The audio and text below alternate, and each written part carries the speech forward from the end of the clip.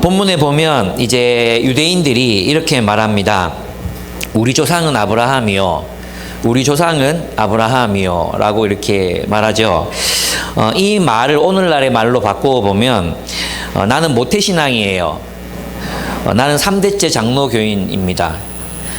저 교회 다녀요. 저 집사인데요. 제게는 성령 체험이 있어요. 우리 가족 중에는 목사가 많아요. 뭐 이런 것들이 이제 이런 말에 속한다고 할 수 있을 것 같습니다. 유대인들이 예수님 앞에서 우리는 아브라함의 자손이라고 말했을 때 예수님께서 이제 이렇게 말씀하십니다. 그들은 혈통으로는 아브라함의 자손이 분명했습니다. 예수님도 그것을 모르고 계신 것이 아니었습니다. 그러나 그들은 실상은 아브라함의 자손이 아니라는 것입니다. 예수님은 말씀하십니다. 너희가 아브라함의 자녀라면 아브라함이 한 일을 하였을 것이다. 예. 아브라함이 한 일을 하는 사람들이 곧 아브라함의 자녀, 다시 말하면 하나님의 진짜 백성이 될 수 있다는 뜻이겠죠. 우리는 아브라함의 자손이요. 이 말은 우리는 곧 하나님의 백성이요. 우리는 그리스도인입니다. 이런 말과 동일시 될 수 있는 그런 말입니다. 그들은 아브라함의 자손이라고 말하면서도 사실은 아브라함을 따르지 않고 있었습니다. 아브라함이 한 일이 무엇이었을까요? 이제 이게 중요하겠죠. 그럼 너희는 아브라함이 한 일을 하고 있지 않다. 너희가 아브라함의 자녀라면 아브라함이 한 일을 하였을 것이다. 이렇게 말씀하셨잖아요. 그럼 아브라함이 한 일이 무엇입니까? 아브라함이 한 일이 무엇이죠? 예, 하나님의 말씀을 믿었습니다. 하나님의 말씀을 믿고 그 말씀을 따랐습니다. 그래서 우리가 하나님의 백성인가, 아니면 그리스도인인가, 아니면 우리가 마귀의 자녀인가, 세상 사람인가, 그것을 구분해주는 기준점은 나는 교회 다녀요, 집사요, 3대째 장로교인이에요, 우리 친척 중에 목사가 많아요. 이것이 아니라 바로 하나님의 말씀 안에서 살고 있느냐, 그 말씀을 따라 살아가고 있느냐, 이것이 우리가 그리스도인인지 아닌지를, 하나님의 백성인지 아닌지를 분간해 준다는 것입니다. 아브라함이 한 일은 바로 하나님의 말씀을 믿었습니다. 내가 너로 큰 민족을 이루고 하나님의 정의와 공의를 행하는 큰 나라가 되게 하겠다. 그 말씀을 믿고 그는 어디를 떠났습니까? 갈대아 우르, 자신의 고향 아비와 친척 집을 떠납니다. 자기가 살고 있던 세상, 자기가 몸담을 살아서 자신의 자아를 형성했던, 자신의 어떤 그 지위를 구축했던 그 세상, 가치관을 형성했던 그 세상을 떠납니다. 그리고 하나님을 따라 광야로 나아갑니다. 그렇습니다. 그는 하나님의 말씀을 믿고 자기가 몸담고 살았던 자기 땅을 떠나 하나님의 말씀에 순종했습니다. 이것이 바로 아브라함이 한 일이었던 것이죠. 하나님의 백성의 중심에는 바로 하나님의 말씀이 있습니다. 우리의 믿음은 바로 그 하나님의 말씀을 믿는 것입니다. 하나님이 하신 그 말씀을 믿고 그분을 따라 나서는 것이라고 할 수 있습니다. 그래서 예수님께서는 이 진리의 말씀을 믿고 그 말씀을 따라 그 안에 머물 때 스테이, 우리가 예수를 믿었어요. 우리 지난주에 이제 말씀했었잖아요. 여기 38절에 보면은 35절, 8장 35절에 보면 종은 언제까지 집에 머물러 있지 않다. 그러나 아들은 언제까지 머물러 있다. 그러므로 아들이 너희를 자유롭게 하면 너희는 참으로 자유롭게 될 것이다. 아들은 언제까지 머물러 있다. 예. 내 말이 너희 속에 있을 자리가 없기 때문이다. 이제 예수님을 믿은 사람들은 31절, 너희가 나의 말에 머물러 있으면 너희는 참으로 나의 제자들이다. 그리고 너희는 진리를 알게 될 것이며 진리가 너희를 자유롭게 할 것이다. 그렇습니다. 그리스도인은 누구입니까? 그리스도의 말씀 안에 스테이, 그 말씀 안에 머물러 사는 사람들이라고 할 수 있습니다. 이 진리의 말씀을 따르고 그 안에 머무를 때 우리는 하나님의 백성이 됩니다. 하나님의 말씀을 따른다는 것은, 그분의 말씀을 듣고 믿고 따른다는 것은 우리의 자아를 형성했던 세상의 말, 그리고 그 말들이 만들어낸 세상의 체제 전체를 포기하고 떠나는 것을 의미합니다. 레슬리 뉴비기는 이 부분을 주석하면서 이렇게 썼습니다. 로고스는, 진리는, 하나님의 말씀은, 예수는 사실상 존재하는 모든 것의 참 근원이자 중심이고, 로고스의 임재는 인간 자아를 중심으로 세계를 이해하고 운영하는 체계 전체를 포기하도록 요구하기 때문이다. 예. 읽고 나니까 너무 어려웠다. 애들도 있는데 너무 어려웠다는 생각이 듭니다. 다시 말하면 하나님의 진리의 말씀은 우리가 진리라고 믿고 있는, 세상에서 듣고 세상에서 배우고 세상에서 익힌, 우리가 이게 상식이라고 생각하는 그 모든 것들을 포기하고 하나님의 말씀을 신뢰하도록 우리를 인도한다는 것입니다. 그런데 이 세상 안에서 살아서는 우리가 이 인간의 탐욕이 만들어낸 세상 체계, 그죠? 이 체제, 이 세상에 속해 있는 채로는 결코 하나님의 말씀, 진리를 이해할 수가 없다는 것입니다. 어둠에 속한 사람은 빛을 볼 수 없습니다. 어둠에 속한 사람들은 어둠의 이야기에 지배당하는 사람들, 세상의 이야기에 지배당하는 사람들은 예수의 말씀을 진리라고 깨달을 수가 없습니다. 그래서 예수를 믿는 사람들은 예수의 말씀 안에 머물러서 살 때 그 말씀이 이해되기 시작합니다. 그 말씀에 순종해서 살아보지 않으면, 그 말씀을 순종하는 하나님의 백성들의 공동체에 속해서 그 말씀을 따라 살지 않으면 결코 그 말씀을 알 수 없습니다. 그럼 진리를 알 수 없어요. 그래서 그 진리를 알 수 없기 때문에 여전히 그는 죄의 노예로, 세상의 노예인 채로, 세상의 질서 속에서 그냥 노예인 채로 살아갈 수밖에 없다는 것이 예수님의 선언입니다. 그래서 레슬리 뉴비기는 이 세상 안에서는 예수님 안에 있는 빛과 생명의 말씀을 받는 것이 불가능하다라고 말합니다. 즉, 우리의 정체성에 관해서 우리가 이제 얘기해 본다면, 우리가 누구인지를 알려주는 것은 무엇이 우리가 누구인지를 알려줍니까? 예, 그것입니다. 누구의 말이 우리를 지배하느냐 하는 것입니다. 어떤 말이 우리를 지배하고 있느냐. 우리는 지배당하는 말의 노예들입니다. 우리는 지배당하는 내가 교회를 몇십 년을 다녔고 성령 체험을 했고 또 무슨 방언을 하고 또 내가 교회 직분자고 심지어 목사라고 할지라도 그의 인생을 지배하는 그 말이 하나님의 말씀이 아니라 세상의 언어들, 세상의 탐욕과 폭력으로 직조해낸 그 세상의 체계 속에서 형성된 그 말의 세계 속에서 살아가고 있다면 우리는 그리스도인이 아니라고 예수께서 말씀하시는 것입니다. 여러분을 지배하는 말은 무엇입니까? 저는 참 안타까운 여러 사례들을 이제 사람들을 만나면서 발견하게 됩니다. 예수를 믿고 하나님께서 우리를 얼마나 사랑하시는지, 또 하나님께서 우리에게 주신 사명을 이루기 위해서, 사랑하기 위해서 살면 된다고. 톨스토이가 얘기했던 것처럼 지금 내가 만나는 사람, 지금 내 곁에 있는, 인류의 가장 큰 위대한 사명이 무엇인가? 지금 곁에 있는 사람을 사랑하는 것이다 말씀하셨잖아요. 그 사랑으로 살아가는 삶, 사랑을 받고 사랑하는 삶, 그 삶을 받아들이는 게 뭐예요? 그 사랑의 삶을 받아들이는 것이 믿음이잖아요.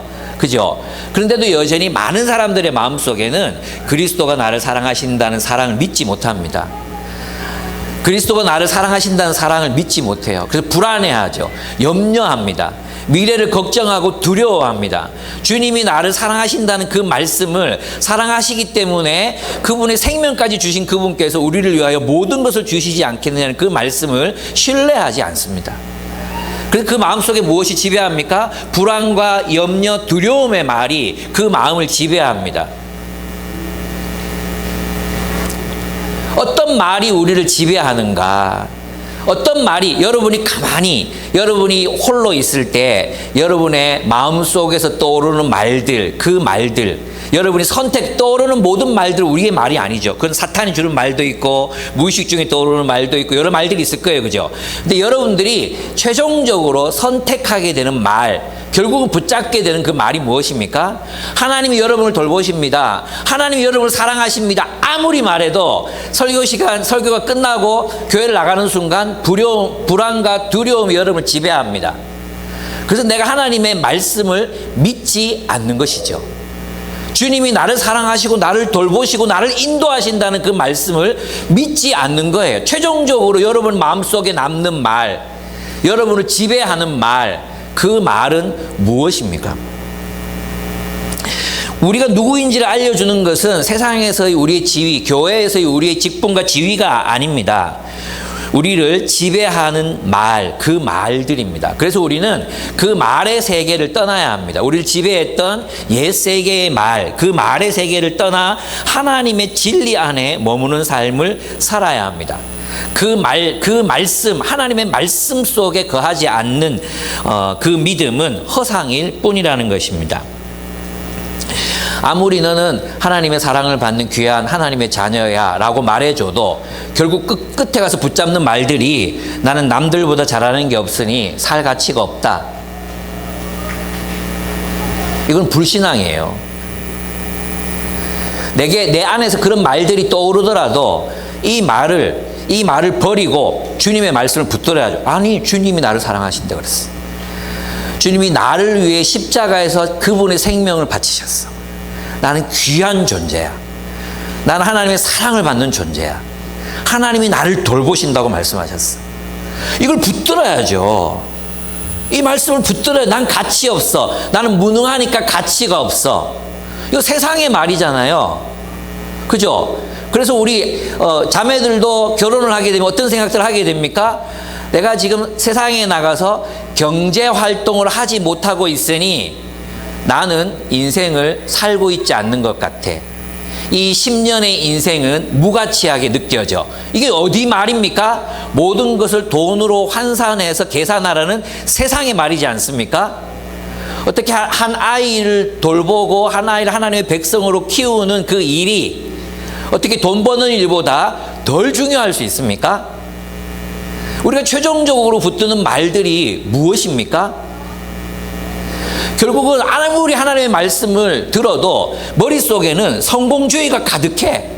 세상에서 내가 정교사가 못 됐으니까, 나는 기간제 교사니까 저 사람들보다 내가 가치가 없는 것 같아. 내가 저 사람들보다 월급을 적게 받으니까 나는 무능한 아버지 같아. 이 모든 것들이 다 어디서 나온 말들입니까? 세상에서 나온 말들. 이 말의 세계를 떠나라는 거예요. 네 아비, 고향, 친척, 아비 집을 떠나. 내가 지시하는 땅으로 가라. 그 땅으로 가기 전에 우리가 떠나가야 되는 세상은 바로 그 세상의 말들이 형성한 세상의 체계, 그 말들로부터 떠나야 한다는 것입니다. 여러분은 그 말들을 떠나셨습니까? 사람들이 여러분을 평가하는 말들, 이제 추석이잖아요. 그럼 여러분은 세상에 수많은 말들을 듣게 될 것입니다. 저도 이제 각오하고 갑니다. 제가 이번 추석 때 안 오실지 모르겠는데 제 처형을 만나면 처형은 제일 첫 번째 보자마자 살이 지난번보다 더 쪘네. 이거예요. 아니면 살이 지난번보다 좀 빠졌다. 이게 첫 번째 만나면 하는 얘기예요. 첫 번째 만나면 하는 이야기. 예, 우리 이 수많은 이야기들을 듣게 될 것입니다. 많은 친척들에게 연봉이 얼마이고, 또 우리 자녀들이 뭐 좋은 대학을 나와서 누구를 만났고, 돈을 얼마를 벌고 있고, 세상에 얼마나 뭘 했다더라, 저랬다더라, 이런 수많은 이야기들을 듣게 될 것입니다. 그리스도인들은 그 말의 세계를 떠난 사람들이에요. 예, 뭐 굳이 반박할 필요는 없어요. 웃어주면 돼요. 네, 그렇게 생각할 수 있죠. 그렇습니다. 우리가 아무리 염려하지 말라, 내가 너희를 돌본다고 주님께서 말씀하셨잖아요. 그 말씀을 믿고 그 말씀에 거해 우리 불안과 염려가 떠오를 수 있죠. 그럼에도 불구하고 염려하지 말라. 내가 저 참새 떼들로 내가 먹이는 하나님이다. 근데 너희를 내가 먹이지 않겠느냐? 내가 너희를 돌보지 않겠느냐? 이렇게 말씀하셨다면 그 말씀을 좀 믿으세요. 교회를 딱 나가면 또 불안과 염려, 불안과 염려가 하나님이야. 불안과 염려가 여러분의 하나님이라니까. 하나님을 안 믿고 여러분이 불안과 염려를 중심으로 살잖아요. 로고스이신 진리이신 하나님의 말씀이 우리의 중심에 없고 불안과 염려가 우리를 지배해. 그게 우상 숭배예요. 많은 사람들이 극우주의자들의 가짜 뉴스를 분별하지 못합니다. 그게 우상 숭배예요. 가짜 뉴스의 세계를 떠나야 합니다. 진리의 말씀으로 분별해야 합니다. 또 있잖아요. 우리는 은근히 이런 마음들이 있거든요. 가난한 사람들이 있어요. 우리 가난한 사람들은 가난의 굴레를 벗기가 굉장히 힘들어요. 여러분들이 가난하게 살아보셨으면 알아요. 가난의 굴레를 벗는다는 건 어마어마하게 힘든 일이에요. 스스로의 힘으로 벗어날 수 없다고 보면 돼요. 그래서 가난한 사람은 계속 가난할 것이고 부자들은 계속 부자일 것이라는 게 그냥 이 세상의 이 해 아래 세상, 하나님 없는 세상의 특징이에요. 그럼 인류 역사가 바뀐 적이 없어요. 근데 우리 이렇게 생각하는 거죠. 사람들이 가난하게 사는 것은 노력하지 않아서 그래. 이게 다 어디서 나온 말들입니까? 세상에서 나온 말들이에요. 성경에서는 노력하지 않아서 그래 이렇게 말합니까? 가난한 사람 돌보라고 말하잖아요. 그죠? 항상 가난한 사람을 항상 돌봐야 되는 거예요. 내가 한 번 돌봤다고 그 사람이 부자가 되는 게 아니에요. 내게 돈이 없다. 나는 실패한 인생을 살았다. 돈이 좀 있으면 막 가슴이 부풀어 오르고 남들에게 뭐 사줄 형편이 되면 내 자존감이 막 올라가고 얻어먹어야 되는 상황이 되면 쭈그레지고 비굴해지고 내가 잘못 산 것 같고 이 다 어디서 나온 가치관입니까? 세상에서 나온 가치관이에요. 내가 번 돈으로 내가 사겠다는데 네가 왜? 이 다 세상에서 나온 가치관들. 이 말들의 세계, 이 말의 세계, 이 상식의 세계, 이 세계를 떠나지 않는 한 우리는 진정한 그리스도인이 될 수 없습니다. 믿음이란 예수 그리스도의 말씀을 믿는 것입니다. 그분의 말씀을 믿고 그것을 내 것으로 붙잡는 것이 믿음입니다. 주님이 염려하지 말라 그랬으면 염려하지 마십시오. 주님이 여러분을 사랑한다 했으면 나 사랑받는 존재라고 믿으십시오. 아멘. 네. 주님께서 하신 말씀을 그냥 신뢰하시면 됩니다. 예수님이 말씀하십니다. 지금 너희는 너희에게 하나님에게서 들은 진리를 말해준 사람이 나를 죽이려고 한다. 아브라함은 이런 일을 하지 않았다. 하나님이 너희 아버지라면 너희가 나를 사랑할 것이다. 진리를 사랑할 것이다. 로고스를 사랑할 것이다. 그런데 그들이 예수를 받아들일 수 없었던 이유는 무엇입니까? 자신들의 욕망의 세계를 결국 무너뜨려야 했기 때문이에요. 자아를 중심으로 세계를 이해하고 운영하는 체계 전체를 포기하도록 주님이 요구하시기 때문입니다. 주님이 진리라는 이 말씀은 우리가 가지고 있던 신화와 또 거짓된 믿음의 세계를 무너뜨리도록 그것을 파괴하고 그것을 떠나도록 주님은 요청하신다는 것입니다. 어찌하여 너희는 내가 말하는 것을 깨닫지 못하느냐? 그것은 너희가 내 말을 들을 수 없기 때문이다. 내 말을 알 수 없기 때문이다. 말씀하셨습니다. 여러분, 주님의 말씀이 여러분 안에 머물러 있어야 합니다. 너희가 내 안에 있고 내 말이 너희 안에 있으면 무엇이든지 구하라. 내가 너희를 위하여 이루리라고 주님이 말씀하셨습니다. 여러분을 지배하는 말은 무엇입니까? 여러분 혼자 있을 때 여러분의 머릿속을 맴도는 그 말은 무엇입니까? 어떤 말의 세계가 여러분을 지배합니까? 그게 여러분이에요.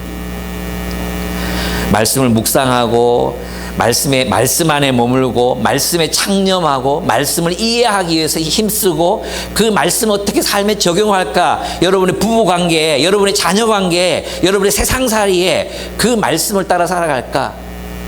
그 말씀이 여러분을 지배해야 합니다. 여러분 있잖아요. 인간 이성이 정말 인간 이성이 얼마나 탁월합니까? 무쇠 덩어리를 하늘로 띄우고 바다 위에 띄우고 바다 속을 탐험하게 하는 게 바로 인간 이성의 힘입니다. 그렇지 않습니까?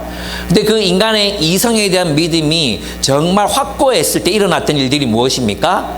바로 히틀러가 유대인들을 학살한 사건이 일어납니다. 그리고 그것을 누가 지지합니까? 계시, 하나님의 말씀보다 이성이 더 중요하다, 더 낫다고 판단했던 자유주의 신학자들에 의해서 히틀러는 지지를 받습니다. 그 일만 일어난 게 아니에요. 미국에서도 있잖아요. 우생학이 발달하면 유전학이 발달하면서 어떤 일들이 일어나는지 아십니까? 놀랍게도 우생학을 기독교 자유주의자들이 받아들입니다. 그리고 인류를 발전시키는 것이 하나님의 뜻이라고 믿고 장애인들을 단산시킵니다. 장애인들을 다 불임으로 만들어버리는 게 1920년대 기독교 문화가 절정에 달했던 1920년대 미국에서 일어났던 일입니다. 우리는 하나님의 말씀에 따라 살아가는 사람들이지 그 말씀 위에 우리 인간 이성을 가지고 우리의 판단으로 세상을 살아가는 사람들이 아니라는 것입니다. 물론 우리가 하나님의 계시를 이해하는데도 이성이 필요합니다. 성령의 계시도 필요하고 공동체가 함께 하나님 말씀을 알아가야 합니다. 근데 우리는 우리의 판단을 말씀 위에 둘 때가 얼마나 많습니까? 우리 말씀에 순종한다고 말하면서도 하나님의 말씀을 신뢰하지 않고 우리의 판단, 우리의 생각, 이걸 더 위에 둘 때가 많지 않습니까? 여러분 뭔가 결정할 때 하나님의 뜻을 구하고 하나님의 말씀을 물어야 되는데 우리는 우리 손익 계산, 이게 더 빠른 거예요. 손익 계산. 이렇게 하면 이익이 되고 이렇게 저렇게 하면 이익이 안 돼. 하나님의 뜻보다도 무엇이 더 이익이 될 것인가로 결정하고 판단한다는 거예요. 그것은 우리가 하나님의 백성이 아니라는 뜻입니다. 아니, 하나님의 백성일지라도 우리의 마음의 태도를 돌이켜서 하나님의 말씀을 붙들어야 한다는 그런 뜻입니다. 주님의 진리는 우리를 속박하는 이 세상의 모든 거짓말들로부터 우리를 자유하게 합니다. 주님의 말씀을 믿으십시오.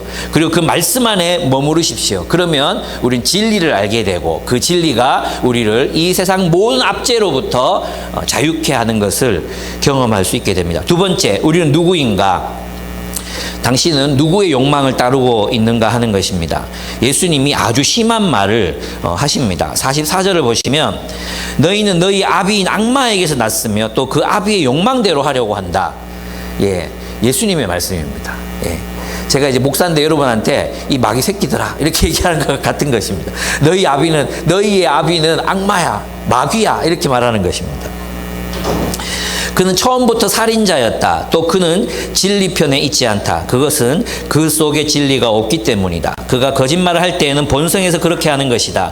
그는 거짓말쟁이이며 거짓의 아비이기 때문이다. 여러분, 거짓은 악마의 본성입니다. 그럼 본성으로부터 거짓말을 하기 때문에 자신의 자아와 일치해요. 거짓말한다는 걸 느끼지 못해요. 그죠? 그래서 악마에게 거짓말은 곧 진리인 거죠. 거짓을 분별할 수 없다는 것, 그것은 곧 그가 거짓에 속한 사람이라는 것을 말해줍니다. 그리고 거짓에 속한 사람들은 진리를 죽이고자 합니다. 이것이 바로 인간의 특징인 인지부조화입니다. 인지부조화. 있잖아요. 그 스탠포드인가? 거기에서 실험을 했어요. 실험을 했는데 어떤 실험을 했냐 하면 굉장히 지루한 일을 이제 실험군에게 시키는 거예요. 누가 봐도 정말 지루한 일. 정말 하루 이상 못하겠다. 이런 반복적인 일을 막 시킨 거예요. 그리고 이제 그 실험군을 두 군으로 나눠요. 그래서 한 군에게는 $20. 그 당시 돈으로 굉장히 많은 돈이죠. $20를 주고 이제 말을 시키는 거예요. 이 일은 지루하지 않다는 거짓말을 그 다음 실험 참가군에게 말을 하도록 $20를 주고 한 팀에게는 $1를 줘요. $1를 주고 이 일은 재밌는 일이다. 굉장히 지겹고 힘든 일인데 이 일은 굉장히 재밌는 일이다. 이렇게 이제 거짓말을 하라고 시키는 거예요. 그랬더니 어떤 일이 발생했냐 하면 나중에 이제 그래서 다음 그 이제 실험군 대상이 올라왔잖아요. 그 사람들에게 이제 막 진지하게 이 일은 정말 재밌는 일이야. 자기들이 정말 지겹게 해놓고는 이 일은 정말 재밌는 일이야. 이렇게 거짓말을 시키게 하거든요. 그리고 그 거짓말을 다 시키게 하고 나서 결과를 이제 도출했는데 어떤 결과가 나타났냐 하면 $20를 받은 사람들에게 당신은 이 일을 어떻게 소개했냐고. 아니 거짓말이잖아요. $20를 받은 사람들은 이 거짓말이라고 확고하게 이건 거짓말이라고. 어떻게 지겨운 일을 돈을 더 많이 받았는데도 거짓말이라고 말해요. 근데 $1를 받은 사람들이 놀랍게도 어떤 말을 하는지 아십니까? 이 일은 나름 재밌었던 일이야. 자기 스스로를 이제 세뇌시키는 거죠. 무슨 말이냐 하면 원래 재미없는 일이에요. 그런데 1달러를 받고 거짓말을 하는 사람이 되기는 싫은 거예요. 1달러에 거짓말하는 사람이 되기는 싫잖아요. 그래서 뭘 바꿔요? 팩트를 바꾸는 거예요. 지겨웠다는 사실 자체를 바꿔버리는 거예요. 믿음. 그래서 인간은 있잖아요. 자기가 가지고 있는 신념과 믿음을 바꾸기가 아무리 팩트를 들여다, 그래서 있잖아. 아무리, 그 사실이 아니라고, 사실이 아닌 걸 사실이 아니라고 아무리 얘기해도 사람들은 끊임없이 그것이 사실인 이유와 근거를 찾는 게 인간이라는 거예요. 이게 인지부조화라고 말합니다. 우리가 있잖아요. 정말로 예수 그리스도의 진리 안에 머물지 않으면, 이 비진리인 세상을 구별해낼 수가 없다는 것입니다. 그리스도인조차도 그 세상을 떠나서 하나님의 이 진리의 말씀을 살고 진리의 말씀을 살아가는 사람들과 함께 이 진리를 분별하는 훈련을 하지 않으면 빛을 빛으로 볼 수 없게 된다는 것입니다. 그래서 그들은 예수를 죽이려고 합니다. 그들이 예수를 죽이려고 하는 이유는 내가 진리를 말하기 때문에 너희는 나를 믿지 않는다. 우리는 진리를 말하면 믿을 거라고 생각하지만 사람들은 오히려 진리가 아니라고 말하고 싶은 거예요. 왜 그런지 아십니까? 자신의 욕망을 관철해야 되기 때문이에요. 내가 원하는 걸 관철해야 되기 때문에 진리를 바꿔버리는 것입니다. 내가 믿는 대로 믿어야 되기 때문에 넌 하나님의 아들이 아니야. 넌 사생아야. 넌 거짓말쟁이야. 심지어 어디까지 갑니까? 넌 귀신 들렸어. 여기까지 가는 거예요. 팩트가 눈에 있는데도 하나님이 아니면 하실 수 없는 일들을 계속 행하시고 말씀하시고 보여주시는데도 그들은 예수를 그냥 괴물로 찍어놓고 자신들의 믿음을 그에게 관철시킵니다. 넌 그래야 돼. 넌 그런 사람이어야 해. 너 원래 나쁜 인간이잖아. 너 귀신 들렸잖아. 너 사마리아 사람이잖아. 너 거짓말쟁이잖아. 여러분, 인간은 쉽게 이런 인지부조화에 빠지는 존재예요. 그래서 있잖아요. 자기 객관화가 얼마나 어려운지 몰라요. 자기 객관화가 얼마나 어려운지. 그래서 우리가 하나님의 말씀을 따라 성령께 날마다 빌어요. 날마다. 주님, 내가 나를 보게 하시고 나를 알게 해주시고 내가 어떤 거짓에 사로잡힌 사람인지를 보게 해주십시오. 정말 주님의 눈으로 사람을 보고 주님의 눈으로 상황을 보고 주님의 눈으로 판단하고 주님의 지혜로 세상을 살아갈 수 있도록 도와주십시오. 하나님, 내가 나를 좀 벗어나서 나를 좀 떠나서 나를 보게 해주십시오. 이 기도를 날마다 여러분 드려야 합니다. 우리는 정말 자기를 못 봅니다.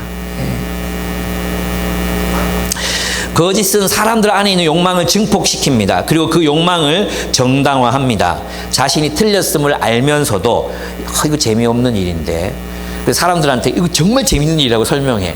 그리고 나서는 정말 재밌었던 일이라고, 자기가 분명히 재미없다고 체크 다 해놓고는 이건 정말 재밌었던 일이라고 스스로 세뇌시키는 것입니다.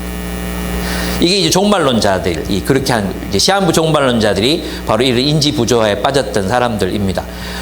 9월 며칠 1988년 9월 며칠 날 주님이 오신다 그랬잖아요. 세상 팔고 뭐 이거 다 했단 말이에요.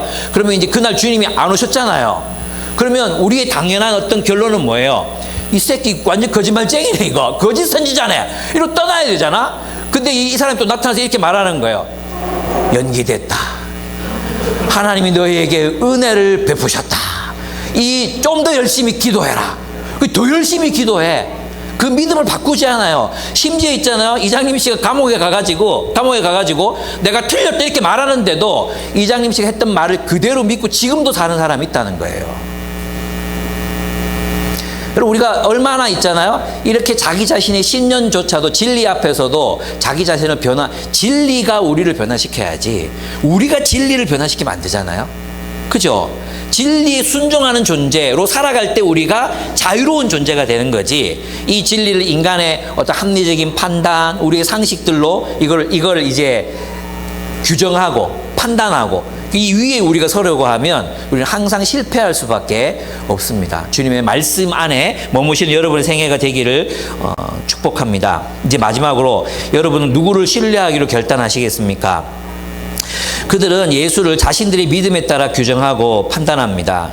우리가 당신을 이제 빈정거립니다. 이제는 끝에 가서는 우리가 당신을 사마리아 사람이라고 다 귀신 들렸다고 하는데 그 말이 옳지 않소? 이렇게 이제 말합니다. 저는 있잖아요. 제가 이 자리에 있었다면 저도 이 사람들하고 똑같았을 거라고 생각합니다. 예, 여러분, 이 사람들이 다수예요. 예수는 지금 혼자예요, 혼자. 예수는 혼자고 여기 서 있는 모든 사람이 다 이렇게 생각하고 있어요. 그러면 있잖아요. 우리가 누구 말을 따르겠습니까? 진리를 정말 판단할 수 있는, 사실 팩트를 판단할 수 있는 능력이 우리에게 생기겠습니까? 군중을 따라갈 수밖에 없는 게 우리 인간의 모습이잖아요. 저도 그랬을 것 같아요. 지가 뭔데 지가 하나님이라고 막 이렇게 말하면서 있잖아요. 저희 죽어야 되겠네. 귀신 들린 거 맞네. 이런 결론에 아마 도출했을지도 모르겠어요. 예. 근데 예수님은, 저는 여기에서 있잖아요. 이 다음 예수님의 자기 진술이 있잖아요. 이 진술에서 예수의 말이 맞다. 예수님이 지금 거짓말하고 있는 게 아니라 진짜 자기 자신에 대해서 말하고 있다는 확신이 들었어요. 그래서 요한복음은 정말로 그래요. 리니탕이 얘기했듯이 요한복음에는 정말 어떻게 범접할 수 없는 진정성이 있어요. 진정성. 예수의 말씀의 진정성. 적어도 예수님은 자신이 정말로 하나님으로부터 온 사람이라는 믿음을 가지고 얘기하고 있다는 거예요. 예. 그래서 첫째 보면은 나는 하나님을 공경하는 것이다. 내가 지금 이렇게 너희에게 와서 내가 하나님의 아들이라고 말하는 것은 하나님의 말씀에 순종하는 것이지 내가 나를 영광스럽게 하기 위해서 하는 게 아니야. 나는 하나님을 공경해서 하는 거야. 내가 솔직히 말해서 내가 하늘에서 하나님 아들로서의 영광과 권위와 권세를 누릴 수 있는데 내가 돌았다고 사람이 돼서 여러분 너희들과 함께 이야기를 나누고 너희들에게 내가 누구인지를 설득하고 내가 너희에게 너희에게 영생을 주기 위해서 사랑하기 위해서 내가 너희와 함께 하겠느냐? 나 지금 하나님을 공경하고 있는 거다. 그의 동기는 자신의 영광을 구하는 것이 아니었습니다. 사실 예수님이 가지신 능력, 예수님이 가지신 지혜, 그리고 그의 지지 세력 이런 것들을 이용했다면, 그것을 이용할 줄 아는 정치가였다면 예수님은 자신의 목적을 이루고도 남았을 것입니다. 자신의 이익을 충분히 구하고도 남았을 것입니다. 그렇지 않습니까? 예, 충분히 그렇게 사용할 수 있었을 것입니다. 근데 예수님께서는 강직합니다. 어쩌면 예수님께서 이렇게 계속 말하면 죽을 수 있다, 아니 죽을 것이라는 것을 예수님 알고 계셨어요. 근데 예수님은 끝까지 그렇게 자신을 계시하십니다. 예수님이 고지식해서가 아니에요. 예수님이 단순해서가 아니에요. 예수님께서는 그 길을 고의적으로 선택하고 계신 것입니다. 그는 자신의 말과 사역이 자신을 죽음으로 몰아갈 것을 알고 계셨습니다. 그러나 예수님은 강직하게 자신이 누구인지를 계시합니다. 둘째, 이 부분이 굉장히 중요합니다. 나는 내 영광을 구하지 않으나 나를 위하여 영광을 구해 주시며 심판해 주시는 분이 계신다라고 말씀하십니다. 즉, 나는 내 영광을 구하지 않는다. 내가 하나님의 아들인 것은 하나님께서 증명하실 것이다는 것입니다. 이것이 무엇입니까? 하나님은 예수를, 무덤에 묻힌 예수를 3일 만에 일으키셔서 부활시키십니다. 그리고 하나님 우편에 앉게 하십니다. 예수님이 메시아라는 사실을 보여주신 분은 예수 자신이 아니라 하나님이셨습니다. 예수님에게서는 하나님이 아니시면 행할 수 없는 수많은 표적들이 일어났습니다. 그렇게 행하게 하신 분은 하나님이셨습니다. 그리고 궁극적으로 죽음을 이기고 부활하셨습니다. 그것은 예수께 능력이 있어서가 아니라 하나님께서 예수를 죽음에서부터 일으키셨기 때문입니다. 즉 예수께서 하나님의 아들 메시아라는 사실을 입증하신 분, 증명해내신 분은 누구셨습니까? 예수 자신이 아니라 바로 아버지 하나님이셨던 거죠. 예수님은 정말 진실하게 자신이 하나님이신 것을 말씀하고 계십니다. 셋째, 나는 너희의 영생을 위해서 일한다는 것입니다. 내 말을 지키는 자들에게는 지금부터 영원토록 죽음을 보지 않을 것이다. 이건 뭐냐 하면 우리가 죽지 않고 계속 살 것이라는 뜻이 아니라 지금 여기에서도 영생을 누리고 죽어서도 영생을 누리게 될 것이다. 죽음 이후에 부활을 통해서도 영생을 누리게 될 것이다 했습니다. 죽음을 사는 게 아니라 하나님을 모르는 사람들은 이 땅에서 죽음을 삽니다.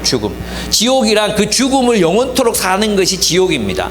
그러나 영생이란 생명을 사는 것입니다. 사는 것처럼 인간다운 삶, 인간성을 회복하는 삶, 하나님 같이 살아가는 삶, 그 사랑으로 충만한 인생을 살아가는 것, 그것입니다.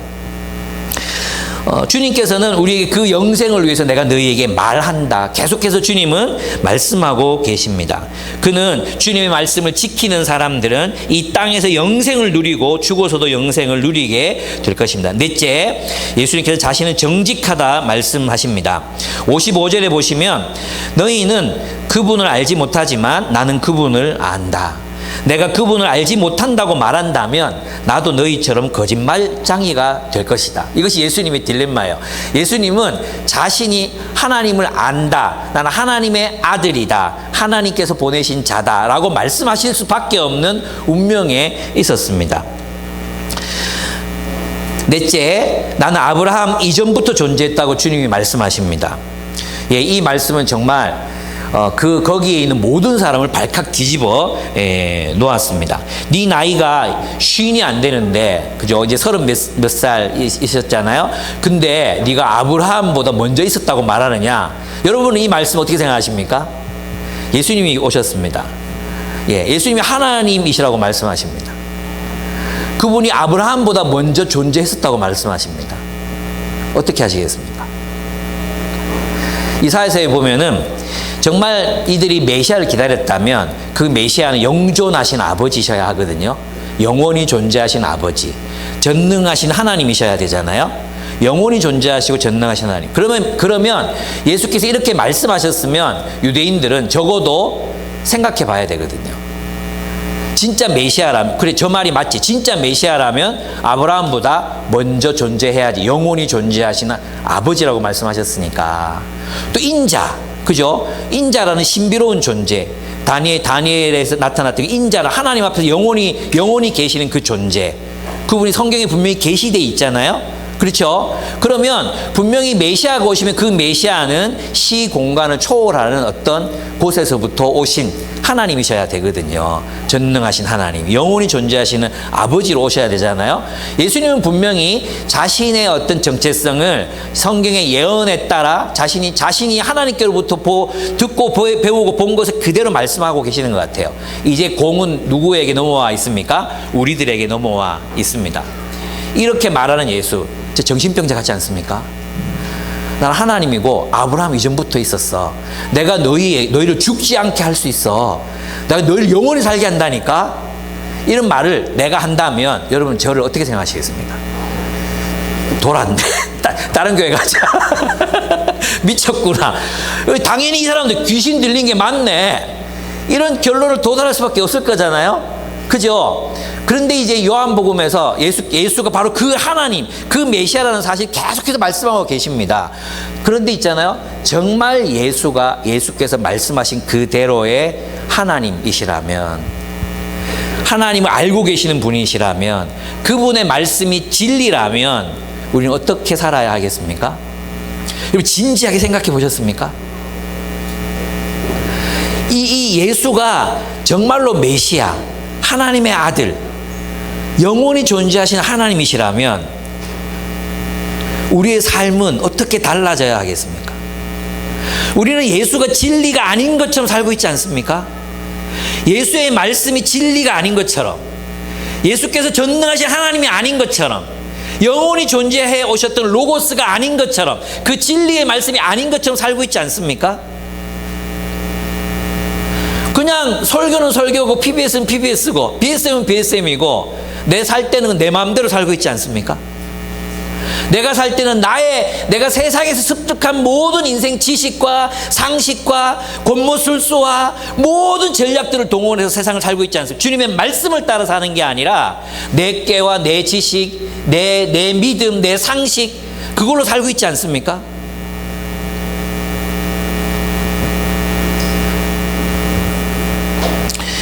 주님께서 참으로 메시아라면 그분은 영원히 존재하시는 아버지, 전능하신 하나님이십니다. 주님은 우리에게 말씀하십니다. 그 말씀을 지키면 뭘 주시겠다고 하셨습니까? 지금부터 죽음을 영원히 보지 않을 것이다 말씀하셨습니다.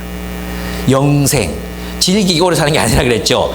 풍성한 삶, 생명으로 가득 찬 인생, 사랑으로 가득 찬 인생을 살게 된다고 말씀하셨습니다. 여러분 이거는 있잖아요. 우리가 이 세상의 삶을 살아가는데 굉장히 중요한 그런 이야기입니다. 여러분 지난번에 한번 제가 소개해드렸잖아요. 하버드 대학교에서 1937년부터 누가 행복하게 사는가, 그 하버드 대학생 2학년들을 75년 동안 연구해서 지금도 연구하고 있대요. 그리고 지금은 어떤 연구가 진행되냐면 그들의 자녀들을 이제 연구하는 거예요. 그래서 연구자가 죽어도 계속 연구가 계속 되는 거죠. 그러면서 이제 정말 행복하게 사는 사람들의 특징이 무엇인가? 그게 뭐라고 말씀하는지 아십니까? 관계라는 것입니다. 관계. 그래서 그 연구의 결론을 내리는 사람이 책임 연구자가 뭐라고 말했냐면 인생이란 사랑의 그간 살아온 사랑의 총합이다. 노년의 인생이란 그가 살아왔던 사랑의 삶의 총합이다. 이렇게 얘기했어요. 그리고 그 사랑으로 얼마나 충만하게 사랑으로 살아낸 충만하게 사랑으로 살아낸 사람이 충만하게 행복하게 살다라는 것입니다. 건강하게 행복하게 노년을 살다라는 것입니다. 이게 무슨 말입니까? 우리의 인생을 행복하게 만들어주는 건 돈이 아니라는 거예요. 이거 다 알죠? 여러분 다 알죠? 여러분 인생을 행복하게 만들어주는 건 돈이 아니에요. 여러분 인생을 행복하게 만들어주는 건 BTS도 아니에요. 여러분의 삶을 행복하게 만들어주는 건 임영웅도 아니에요. 그죠? 여러분, 우리의 인생을 정말로 행복하게 만들어주는 건 무엇입니까? 사랑이에요, 사랑. 예수 진리의 말씀을 따라 사랑하는 삶. 근데 있잖아요. 그 주님의 말씀 안에 거하라. 주께서 우리에게 뭐라고 말씀하셨습니까? 내 말에 거하라. 진리 안에서 살라. 그럼 진리를 알지니 진리가 너희를 자유케 하리라 말씀하셨거든요. 근데 사람들은 공동체가 사랑의 관계가 우리의 삶을 행복하게 만든다고 말하면서도 사랑의 관계를 증진시키고 향상시키고 사랑하는 공동체를 세우기 위해서 삶을 들이지 않습니다. 각자 도생합니다. 각자 도생하기 위해서 짓을 돈 지가 모읍니다. 모아야죠. 예, 그 모으는 게 나쁘다는 게 아니에요. 또 오직 거기에 올인돼 있습니다. 정말로 중요한 주님의 계명을 따라 사랑하는 삶에 우리의 삶을 드리는 게 아니에요. 진짜 돈이 우리를 행복하게 만들지 못하더라고 고백하면서도 우리는 돈이 전부인 것처럼 염려하고 돈이 전부인 것처럼 우리가 사랑하는 사랑의 관계가 깨지거나 우리가 누군가를 좀 더 사랑하지 못하고 있거나 우리의 공동체가 정말 더 많이 사랑할 수 있도록 애쓰거나 여기에 우리 시간과 관심과 에너지를 투자하는 것보다 우리가 정말 고민하고 우리가 정말 관심을 갖고 불안해하고 힘들어하는 이유가 무엇입니까? 돈이 없을 때예요. 내게 사랑이 없을 때, 사랑하는 사람들이 떠날 때, 내가 누군가를 좀 더 사랑하지 못할 때, 누군가를 미워하는 그 마음을 내가 이걸 없애지 못해서 힘들어하는 게 아니라 돈이 없을 때 더 많이 불안해한다니까요. 인생은 그걸로 사는 게 아니라고 말은 하면서도 우리가 실제 지배당하고 있는 말의 세계는 다른 세계라는 거죠. 여러분이 다 그렇다는 얘기가 아닙니다. 설교를 하다 보면 극단적이 돼요.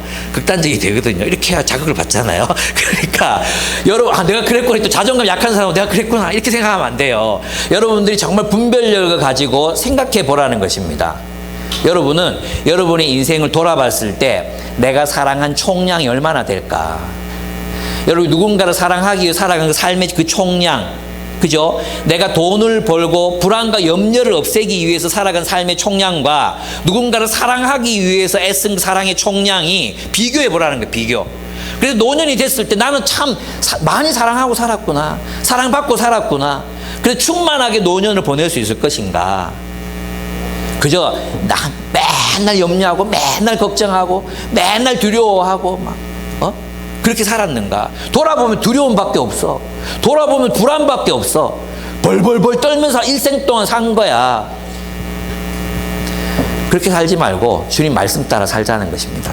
저는 이 요한복음의 이 말씀을 에베소서 3장이 3장 14절 19절 요 이제 이 기도하고 이제 끝낼 거예요. 우리 어린이 친구들 정말 잘 들어주셔서 감사합니다.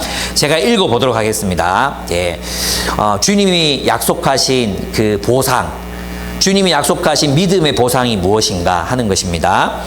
그러므로 나는 아버지께 무릎을 꿇고 빕니다. 아버지께서는 하늘과 땅에 있는 각 족속에게 이름을 붙여주신 분이십니다. 아버지께서 그분의 영광의 풍성함을 따라 그분의 성령을 통하여 여러분의 속사람을 능력으로 강건하게 하여 주시고 믿음으로 말미암아 그리스도를 여러분의 마음속에 머물러 계시게 하여 주시기를 빕니다. 속사람이 강해지면, 속사람이 하나님의 능력으로 강해지면 뭘 할 수 있겠어요? 사랑을 할 수 있는 거예요. 예. 그러면 있잖아요, 이렇게 돼요.